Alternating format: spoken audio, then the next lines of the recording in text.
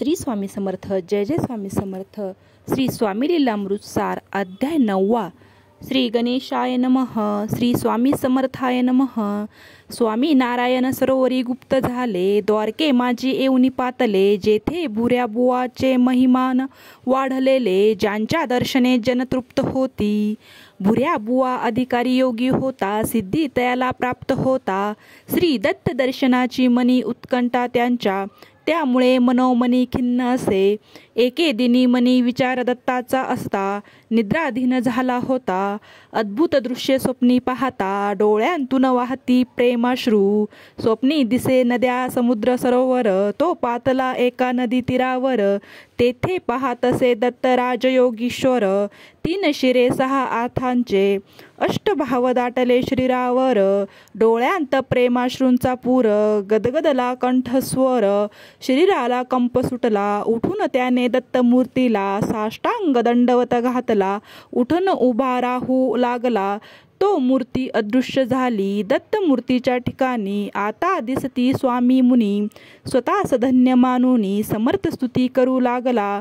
भुऱ्या बुवांच्या संशयाचे निरसन स्वामी समर्थांनी करून, त्याला घडविले समाधी साधन.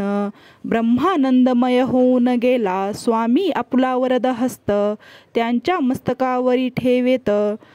तो झाला त्याच देही मुक्त, जन करती स्वामी जय जयकार. तेथील जनसागरात एक सुरदास जन्मांध भक्त, स्वामींना पाहण्याची इच्छा करत. महाराज म्हणती नेत्र उघडावे, सुरदासाने नेत्र उघडले. तो त्याला सर्व दिसू लागले, त्याने स्वामीपदी लोटांगण घातले.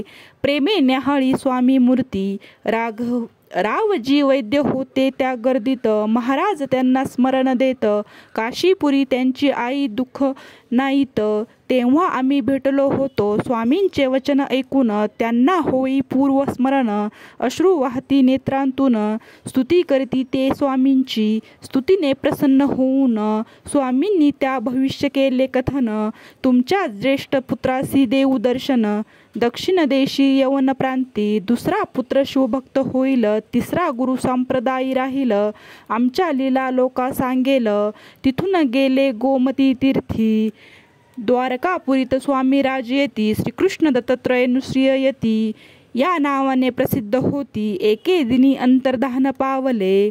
इति श्री स्वामी लीलामृतातील भुऱ्या बुवाला दिलेला दर्शनाचा द्वारका गमनाचा 9वा अध्याय संपूर्ण. श्री सद्गुरु स्वामी समर्थ चरणार्पणमस्तु. अवधूत चिंतन. श्री गुरुदेव दत्त. श्री स्वामी समर्थ. श्री स्वामी समर्थ. श्री स्वामी समर्थ.